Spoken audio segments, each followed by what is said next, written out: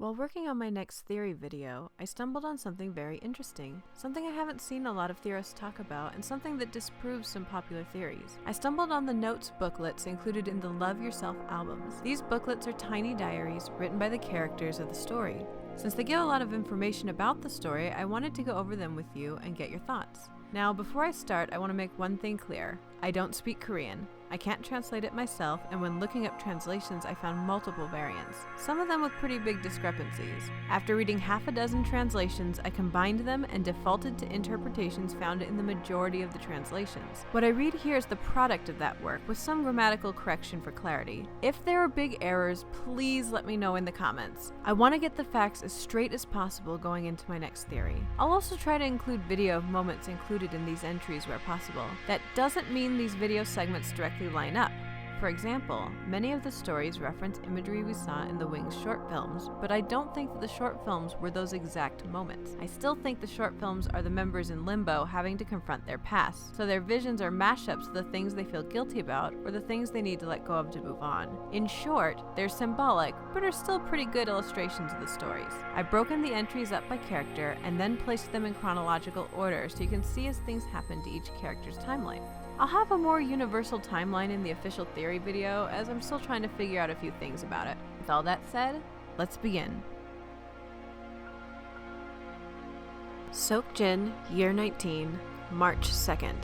I followed my father into the principal's office. I'd just returned from America, reaching Korea 10 days ago. The principal called me into his office. I had to go down a grade because of the different schooling in America. "Please take care of him," my dad said, patting my shoulders as I shivered. "School can be a dangerous place. There's a need to have control over the students so they obey," the principal said, keeping his intimidating eyes on me. Every time he spoke, his chin wobbled and his red, chapped lips made him look like a devil. He scared me. "Do you agree, Seokjin?"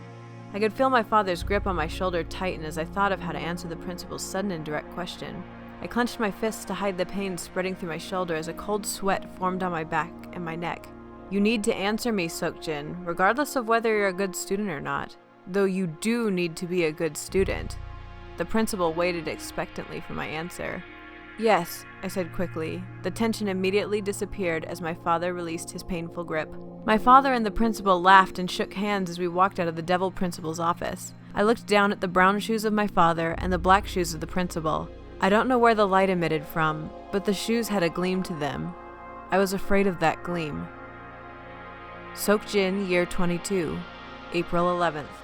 I went to the sea alone. The ocean is wide and open as always in my rearview mirror. The sunlight caught the surface of the water and the wind blew through the pine trees, just as I'd remembered it and just as it has always been. The only difference this time around was I'd come alone. I remembered snapping the picture of all of us side by side as we sat in front of the sea.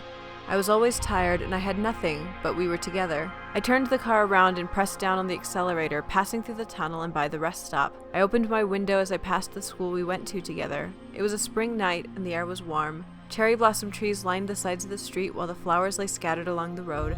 As I took a few more turns, the light of the gas station showed a lonely Namjoon working. Seokjin, year 22, June 13th. We hadn't seen each other since the day we returned from the sea. We didn't keep in touch. It was like we had planned to stay away from each other. The only way we'd know the other was alive was by seeing the familiar graffiti on the sidewalk, hearing the soft sound of a piano being played, and lastly, the brightly lit petrol station. When I was alone, I remembered the way Taehyung's eyes had burned with fury as I punched him hard. After our fight, Taehyung had run out, scared and embarrassed. I'd tried to run after him, but I'd already lost him.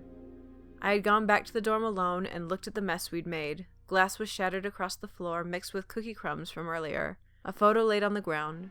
We were smiling. We were happy. We were at the sea. Now, while remembering the fight, I walked past the brightly lit petrol station knowing we'd all be happy again soon, just like we were in that picture. But we'll only be happy again when I summon the courage to face myself. Right now, I don't have that courage. As I walked, Hoseok called, his name appearing on my phone's screen. I answered the call, knowing his phone call would be more like a warning than a friendly conversation. "Hyung, Jungkook was in a car accident last night." Seokjin, year 22, August 15th. After exiting a crowded intersection, I unconsciously came to an abrupt stop, even though I should have been speeding up. The car behind me took the off-ramp, wary of my reckless driving. The driver cussed at me, but it all became inaudible in the noise of the city. I abruptly slowed, spotting a small flower shop on my right on Konya Street. I hadn't been heading to the small shop. I felt like I had been drawn to it. When I entered, I found the owner organizing documents in the corner of the shop. I had already been to several flower shops, but no florist knew of the existence of the flowers I was looking for. They could only show me flowers with a similar color. But I wasn't looking for something similar. The flowers needed to be the real ones. The owner stared at me for a while after I told them the name of the flowers. They affirmed they'd be able to arrange the delivery of the flowers. "Why do you need these specific flowers?" the owner asked curiously. I thought about it as I moved to exit back to the roadside. "I want to make someone happy," I replied, smiling. "I want to see her smile as I give her the flowers. I want her to see me as a good person." Yoongi, Year 20, June 25th. I opened my bedroom door and grabbed a bag sitting in the bottom of the drawer of my desk. As I opened it, a charred piano key fell out. I turned the key in my hands, then threw it into the waste bin and laid down in bed. My heart stopped and my breath caught in my throat. While handling the key, my fingers had been stained black with soot. I remembered the day I'd gotten that piano key. I'd gone to the house that was destroyed by the fire after my mother's funeral. When I entered my mother's room, I stopped, frozen in place when I saw the burnt piano. Her piano. Destroyed. Unrecognizable. I sat down beside the piano, touching a few of the charred keys gently. The afternoon sunlight made the small flakes of ivory left on the keys glow dully. What did this piano sound like? I wondered. I thought of how many times my mother must have played the piano, touching the keys with her hands. She must have touched the piano keys more than she'd ever touched me. I stood up and took one of the keys, pocketing it as I walked out of the remains of the house. It's been almost 4 years since I visited the house and took the key. There's no use in keeping it anymore. The house was quiet. My father had fallen asleep at 10, so everything had to stop. The silence was maddening, but I would only be allowed to breathe when my father woke. It was one of the rules in the house. It's hard not to break the rules. It's always been hard, and it still is. But I still live in the house, receive an allowance, eat with my father, and obey his orders. We fought, but I didn't have the courage to leave. I couldn't be free. I could only talk about freedom.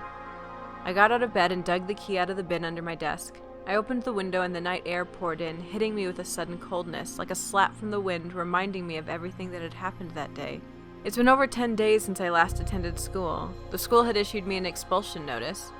Now, even if I didn't want to leave, I'd probably be chased out of the house.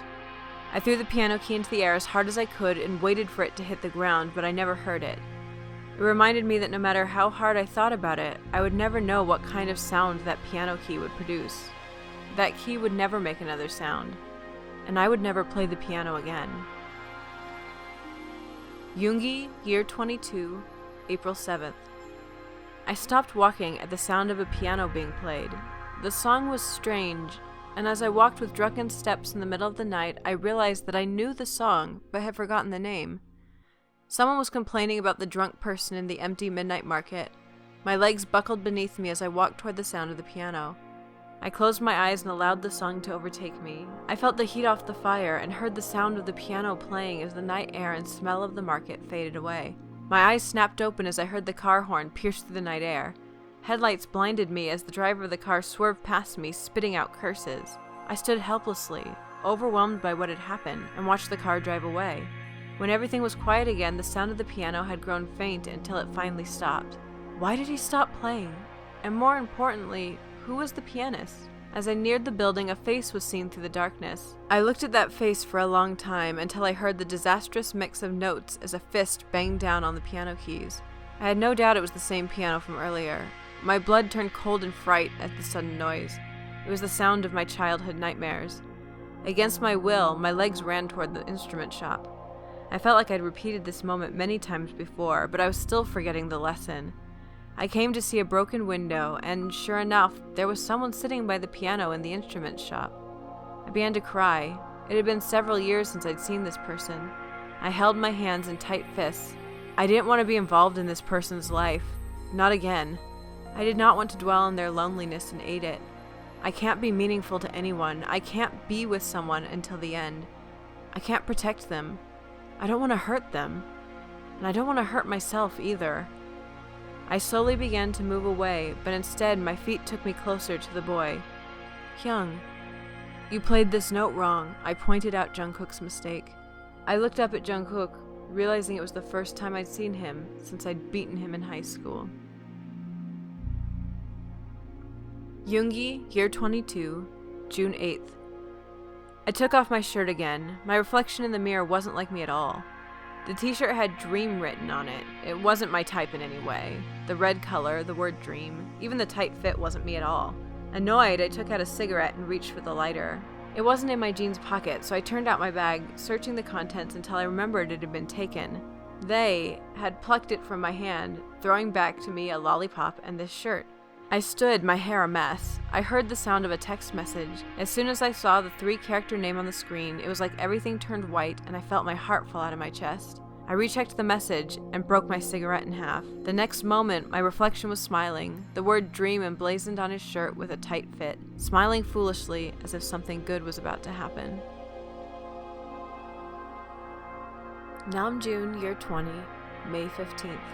As I cut through the storage classroom, which was once a hideout for those of us with nowhere to go, I set a few chairs upright. I also picked up an overturned desk and cleared the dust away with my palms.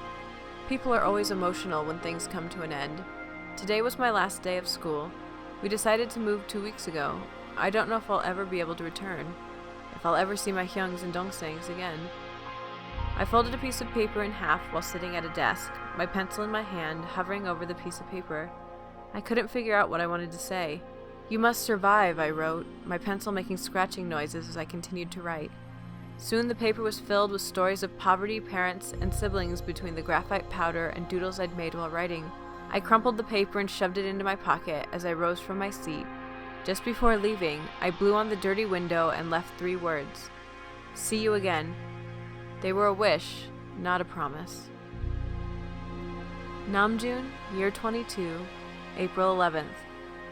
As soon as Taehyung saw my t-shirts, he reached out from behind me and took one of them to change into. It was a t-shirt printed with the same words as I had on mine. He laughed and quickly took off his torn shirt, showing his bruises for a few moments in the dim light hanging from the trailer ceiling. Hoseok looked at me with a shocked expression. Taehyung put on my shirt and looked at his reflection in the dirty mirror with a laugh. I was late because he wanted to graffiti and he got caught by the police. I had to get him out. I was pretending to be angry with him, and Taehyung pretended to be sorry. Yoongi Hyung, sitting in the corner of the trailer, walked slowly toward us and hit Taehyung in the shoulder. Namjoon, year 22, June 30th. I looked at my hand in wonder as my fingers pressed the open button on the elevator. It was as if my hand had a will of its own. The specific moment made me feel as if it had happened before, even though I knew it never had. As the elevator door opened again, people began to push inside. One of them is wearing a yellow rubber band in her hair. I hadn't known she'd be there, ready to get into the elevator, but I'd felt it somehow. I take a step back and press my back against the wall of the elevator, my eyes locked on the yellow rubber band. People's backgrounds can explain a lot about them, especially compared to how you see them when you don't know them. I can only just scratch the surface of other people's stories by guessing. I can't fully understand them. I used to think that if I tried to guess a person's past accurately enough and evaluate them without talking to them first, I'd be able to have a conversation with them. But I wonder, can people guess my story easily, or would they have to talk to me first? The girl with the yellow hairband caught my eyes with hers as the doors started to close. I avoided her gaze and averted my eyes, staring at the floor. As the elevator doors closed fully, I caught my reflection in them, realizing that I couldn't guess my own backstory from first glance either. Hoseok, year 20, September 15th. Jimin's mother paced along the outside of the emergency room. I looked at the name at the top of the bed and checked the IV before I gently took my hands off Jimin's shoulders. I don't know why Jimin was brought to the emergency room, but I think I need to tell his mother what caused his seizure at the bus stop. Jimin's mother watched me for too long. I didn't know what to do. She just said thank you and turned away. Later on, when the doctors and nurses came to Jimin's room, his mother followed the bed as they wheeled him out. I followed him for a while too, until she thanked me again, slightly pushing my shoulder. There was a solid line between us as we met each other's eyes. For once, I felt as if there was a line I'd never be able to cross between myself and Jimin's mother. I'd lived in an orphanage for 10 years. I could read her body language, eye contact, and the atmosphere. In a moment of confusion, I took a step backwards and tripped, falling to the floor. Jimin's mother stared down at me. While she was small and beautiful, her shadow felt huge and cold on the emergency room floor. When I next looked for Jimin, his bed had already been wheeled away. After that day, Jimin didn't come to school anymore. A quick note about this last one. A few of the translations I read state that Jimin's mother took in or had a more motherly impact on Hoseok, and her cold turn in this moment was like rejecting an adopted child. Like, I'm worried about my real son and you're getting him hurt. This was only in a couple translations though, so I won't count it as canon. If you speak Korean, is this true? Hoseok, year 21, February 25th. I look at myself in the mirror as I dance. In the studio, I'm free from people's critical eyes and cruel standards. There's nothing more important to me than moving my body in time with the music. I started dancing at the age of 12 at what I can vaguely remember as a talent show. The most memorable parts of the day were when I stood on the stage, enjoying the cheers and the claps as my friends watched from the audience. But it wasn't just the claps and cheers. I thought it was the dancing that made me happy, but it was the disassociation from the things inside me. Moving my whole being to the music was something that I didn't do for the praise or the fame and money. As that small child, and still now, moving my body to the music and dancing was honestly and truthfully something sincere that came from deep within me. Outside the studio, outside the mirror, I'm weighed down by many things. I can't dance and forget my problems. Sometimes, even if I don't like it, I smile. Even when I'm sad, I smile. When taking pills I don't need, everything falls apart. That's why I dance. It's the moment I'm confident and calm, the moment I can let go of everything and forget the heavy things, the moment when I believe I can be happy. It's a moment I protect. Hoseok, year 22, May 31st. My breath suddenly caught in my throat as I avoided my gaze in the mirror. After dancing for a long time, my breath wasn't even from the exertion. When I look in the mirror long enough, I think that I resemble my mother, but this isn't something I should think about or try to explain. I can't properly look at my friend's face. We've been friends for more than 10 years. We had learned to dance together, tasted failure and discouragement together. We've been empowered together. He threw me a towel jokingly as I lay on the floor sweating. The moment stirred up emotions I hadn't felt in a long time.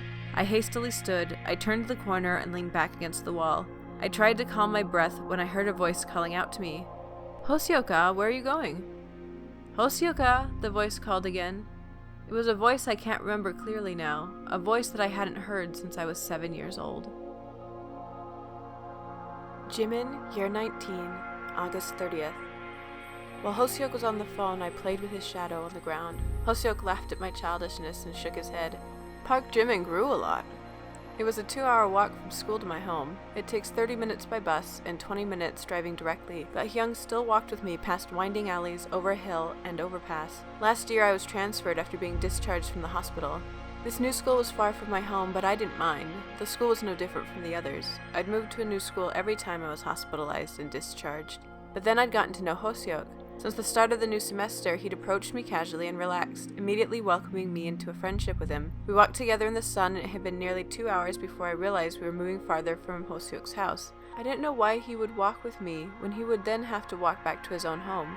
I ran away from Hoseok while he still talked on his phone. After he saw me run, he hung up and ran after me, chasing me down the street, the hot sun on our back as the sound of wind moving through the cicadas reached our ears. I had been suddenly terrified. How long would these days together last? And when would they end? Jimin, year 20, September 28th. I stopped counting the days since I'd been admitted into the hospital. That was something I did when I had hoped that I would leave the first time they said that I'd be discharged. Outside the hospital room's window, I saw people walking around on the soft green grass underneath the trees in the distance. Some people wore uniforms, but I didn't really care anymore. Because of my medication, everything was becoming boring and blurred. I guess I had about 1 more month left before they'd let me out, but that wasn't why today was significant. If I had to write a diary, this is a day I would need to record, but I don't write in diaries anymore because I don't want to create any trouble. Today is special because today I will lie for the first time. Today I will look into the doctor's eyes with a pained expression and say, "I don't remember anything." Jimin, year 22, July 3rd. I turned off the music and laid on the ground, hearing nothing but my rapid heartbeat and my uneven breathing. I started playing a video of Hyung dancing on my phone. Young's movements were fluid and precise. He had put in countless hours of practicing, and I, who barely managed to achieve anything, being greedy, hoping that I could dance with the same level of skill. But understanding something versus hoping are two different things. I can only sigh. I'd have to try so much harder. I got up again and repeated the steps as I glanced at the video every now and then. My steps kept getting tangled and I kept making mistakes. I decided to work on the parts separately today and match them together tomorrow.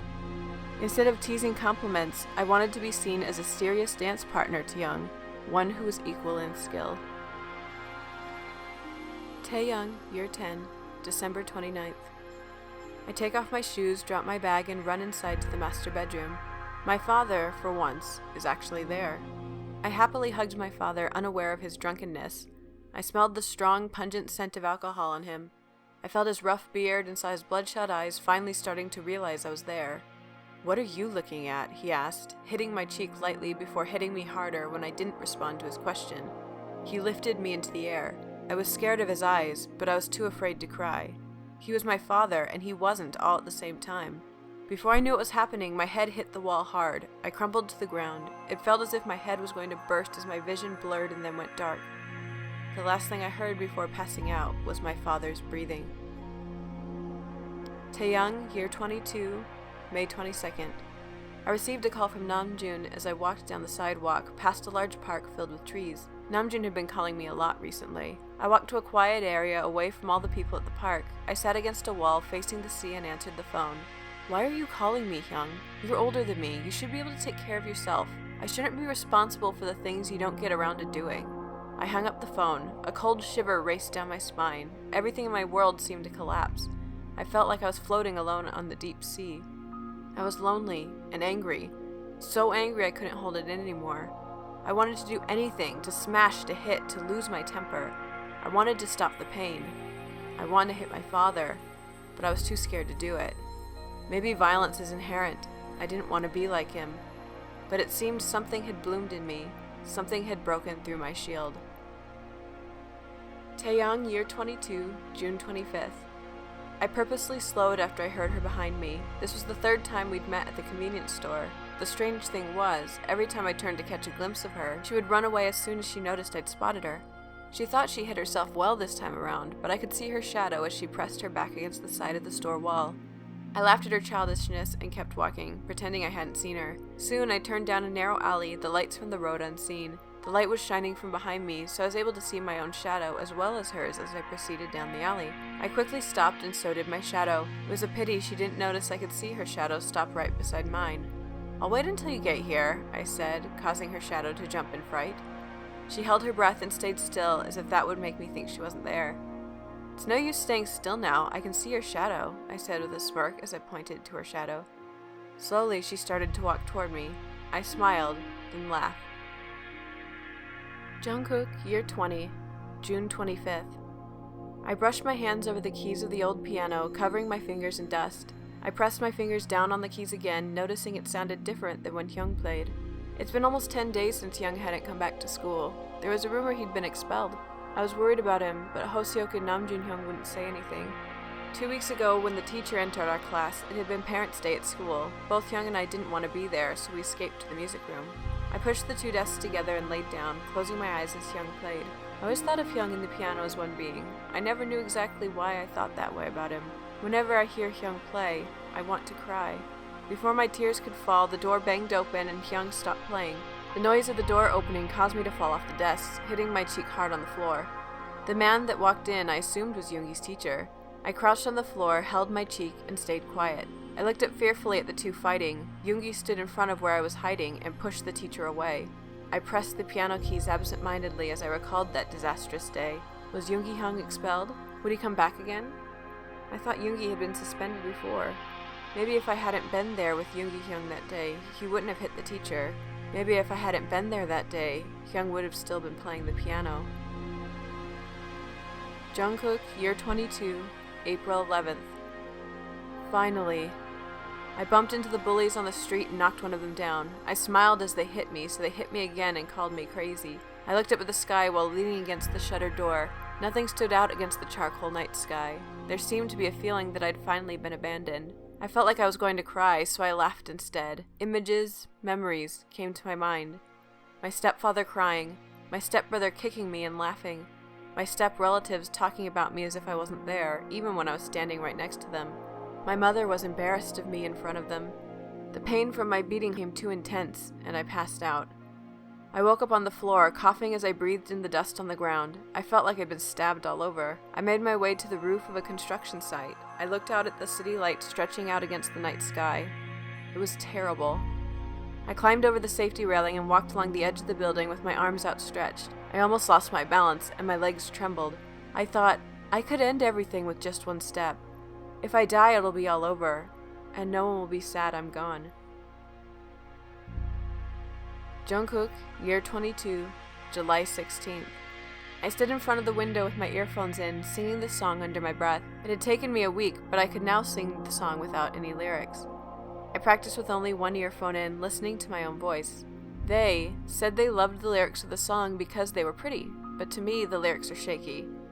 The July sunshine shone through the windows and the trees rustled in the wind. Whenever that happened and the sunlight fell across my face, I felt something changing.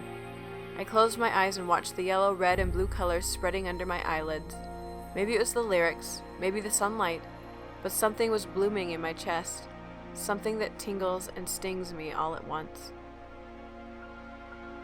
So there you have the last one. But what do these notes mean? What are the biggest revelations outside of giving context to moments in the music videos? First of all, the biggest reveal is that the school era is canon in the story. Kind of.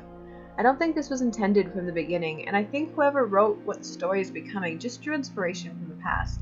But while Boy in Love may not be totally canon, the storage classroom is, and the relationship the members had in high school is. Another big element is exactly how the classic pairings know each other. While a lot of this just confirms what we thought, we didn't know that J-Hope was childhood friends with Jimin, or that Jimin was regularly hospitalized. We didn't know that Jin didn't meet the other members until his last year in high school, or that Jungkook and Suga had such a tangled past. We didn't even know that Jungkook was intentionally trying to get beaten, or that he had such an unsupportive family. But there are deeper implications here too.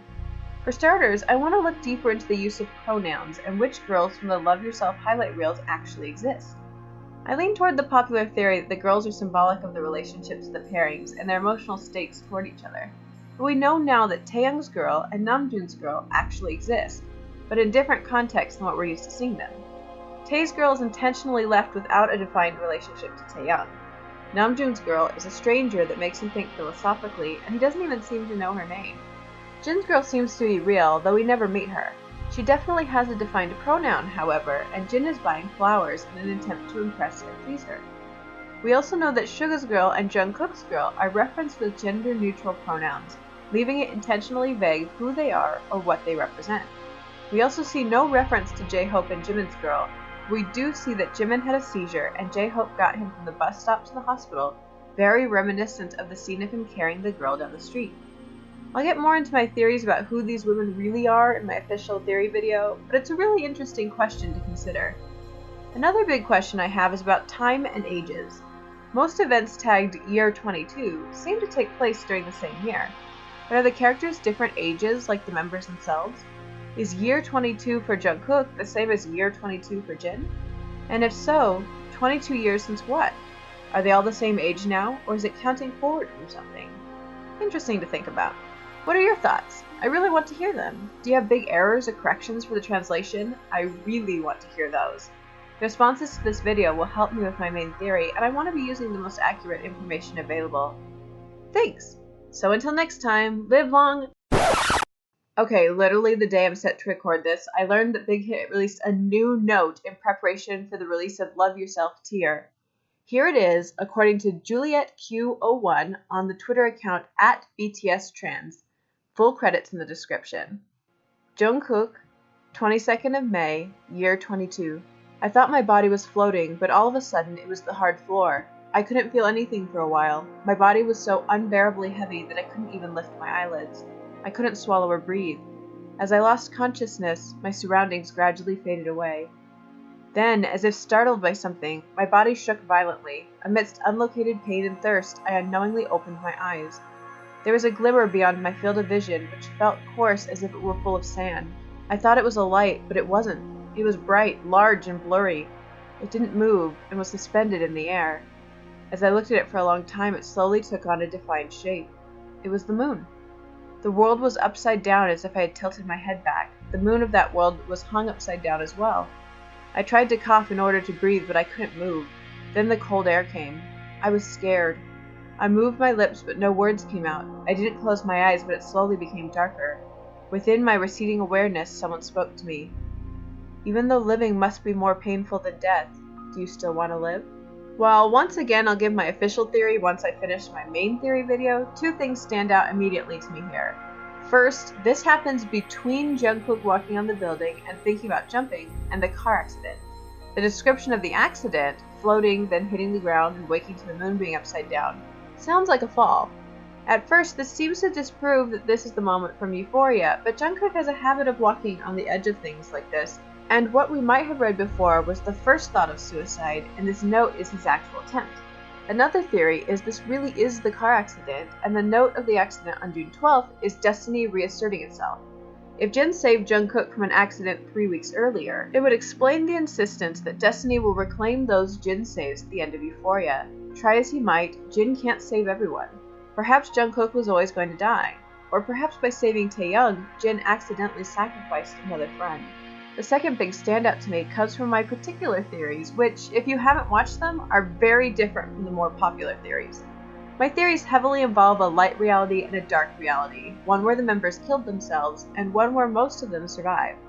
Most of the story, particularly the Wings era, was the dark timeline, and I feel most of the Love Yourself stories are the light timeline. The connector of these realities is Jin, who becomes Abraxas. This, to me, is clearly dual reality imagery, waking up at night with everything upside down and a mysterious voice, all evidence, particularly the last line of Euphoria, points to this being Jin asking if Jungkook wants to be alive again. The second part of my theory, the two Jungkooks theory, made during the You Never Walk Alone era, posits that Jungkook has woken up to the nature of the two realities and both of his personalities are reacting to it. This might be the moment that happens. All of these are just ideas written right after my first read, so don't take them too seriously, but please chat about it in the comments. Now, if Big Hit will stop giving more theory bits for a minute, I can wrap this video. Y'all, I'm still salty that they promised this was a brand new story. I think it is in a loophole kind of way, especially if Jungkook becomes the new V in an alternate timeline, but seriously, Big Hit messes with everyone. They're probably laughing right now. So for real this time, live long and prosper. Also, like, comment, and subscribe. Bye!